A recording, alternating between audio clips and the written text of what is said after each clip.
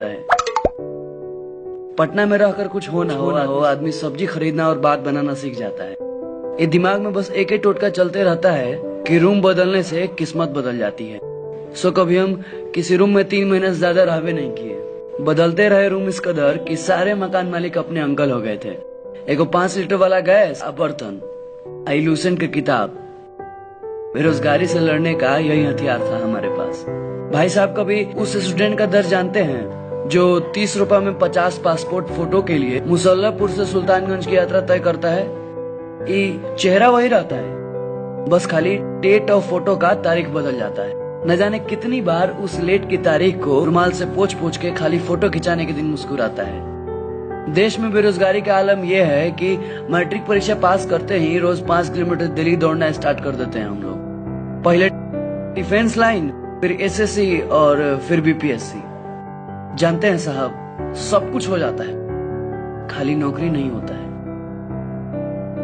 सरकार आती है, सरकार जाती है, बस रह जाता है तो खाली बेरोजगारी।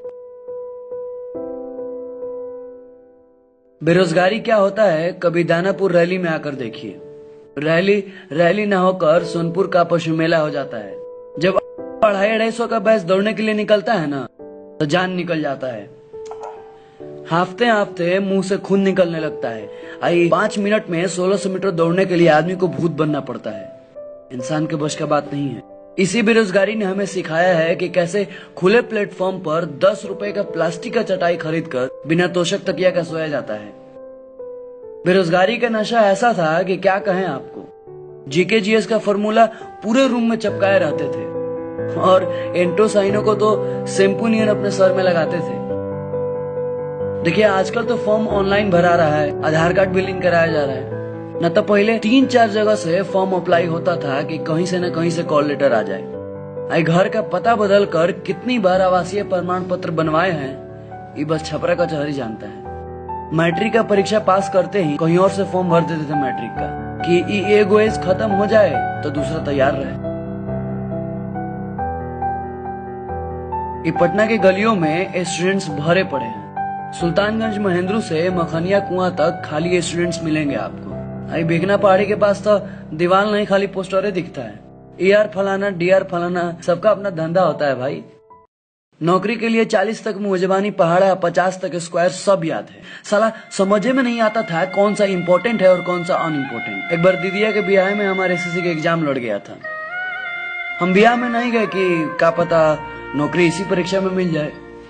शाम को जब घर लौटे थे ना, तो बहुत ही रोए थे, कहे कि साला कोनो ठेकेदार पहले ही पेपर आउट कर दिया था। एक पढ़ाकू बेरोजगार के लिए सबसे बड़ा त्याग था ये, अपने रोजगार के लिए।